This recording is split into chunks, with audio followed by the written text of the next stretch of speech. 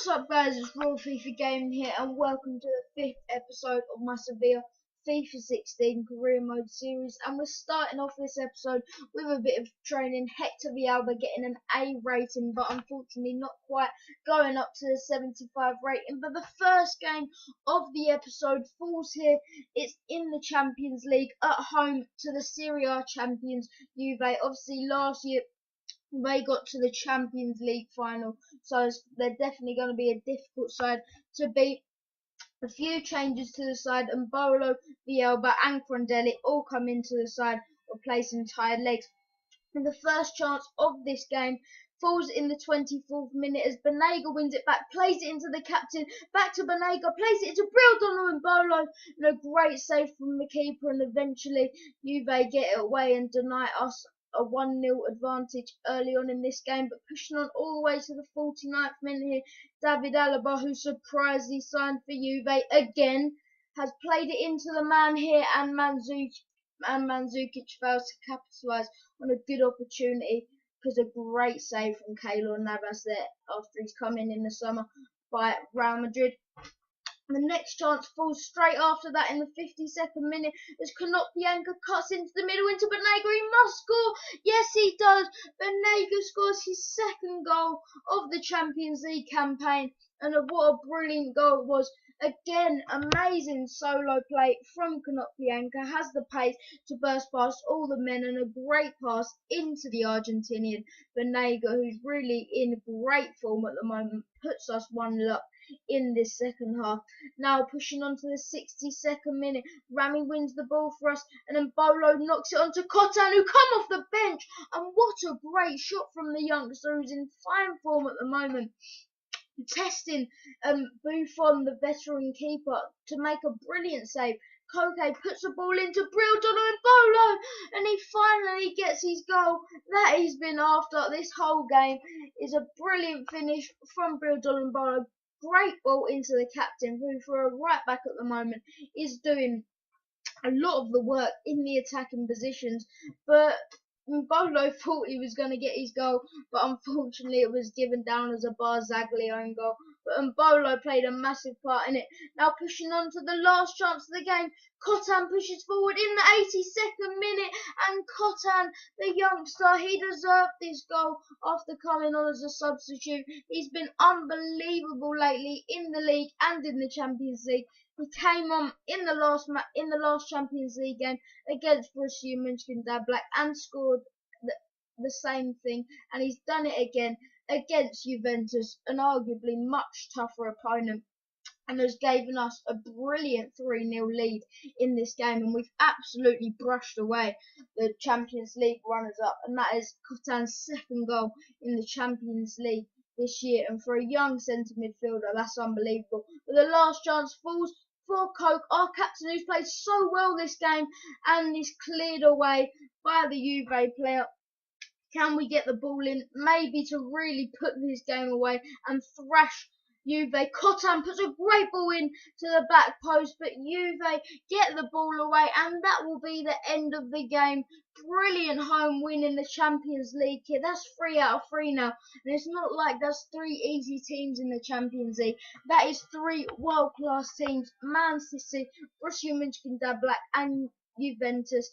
And as you can see, they're fully deserved win.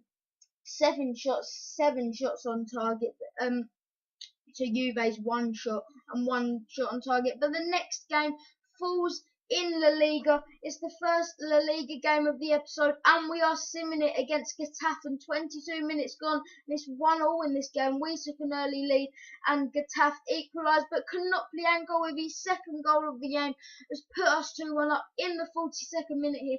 Can we wrap this game up and get a much-needed win in the league? Yes, we can. Michy Batshuayi finishes this game off, and that is how it would finish. 3-1, great win at home to Getafe, but we were always going to win that, really. Now, more training. Finally, Hector Villalba goes up to a 75 rating, getting a B rating, and the grades at the moment in training are going very, very well. But the next game is also going to be a sim game, a round of 32 in the Copa de España. We are playing our second team, and we should be able to wipe away Rayo Vallecano. Pushing on to the 34th minute, Rayo Vallecano are down to 10 men, but in the 41st minute, Vallecano go 1-0 in the lead. Ridiculous. The simming from EA this year is unbelievable, as you can see, as Rayo Vallecano go 2-0 up there. The EA have no clue of realism whatsoever in this game.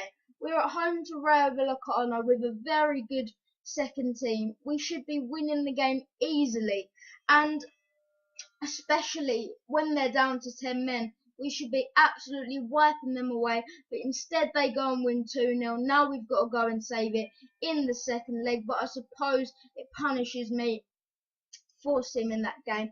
And the second played game of the episode is a massive game at home to Real Madrid. Obviously, arguably the best team in the world with Barcelona. We've already played Barcelona this year and we don't want the same outcome as it was a 1-0 loss. But pushing on to the first chance of the game now in the 26th minute, and an injury as Inigo Martinez, who's been pretty poor for us at the start of this season, signing from Real Sociedad. That's a really horrible injury for him, and he will be out for a long time. Anyway, pushing on to the 29th minute, they give it away, Real Madrid, to our captain Koke, who, as I said, is doing unbelievably lately. Puts a great ball into Batshuayi, who should be putting them ones away in his sleep. Terrible miss from Batshuayi, and it stays 0-0 in this game. But Casemiro, the Brazilian, puts it into Sergio Ramos with a great header, and Keylor Navas makes a great save against his former side. Pushing on to the 88th minute now. Great chance, Real Madrid, no one's closing. Isco down! And Isco, in the dying embers of the match, puts Real Madrid 1-0 up. It was coming, they did deserve the goal, but however, what were the defenders doing here? No one failed to get the ball, no one marking Isco, and once Banega hit it, it had already gone in. Awful defending from Sevilla, and it's cost us dearly because Real Madrid have won this game 1-0. Obviously, a very disappointing win considering the circumstances of how the goal came in the dying embers of the match, but you can't be too disappointed to lose against one of the best teams in the world, and as you can see, Real Madrid really did deserve it there. But pushing on to another training session, the only person that really seems to be growing a lot at the moment is Hector Villalba, but now pushing on to the third and final game of the episode. It's away to Villarreal. We're using our second team in this match because we played our first team just a couple of days ago against Real Madrid. And the first chance falls straight from kickoff as Villarreal give it away. Llorente, with some good skills, plays it out to the former Chelsea winger Kakuta, trying to find Llorente in the middle. He does find him, and a brilliant finish from Llorente, doing the same thing he did against Las Palmas a few episodes ago and scoring from kickoff.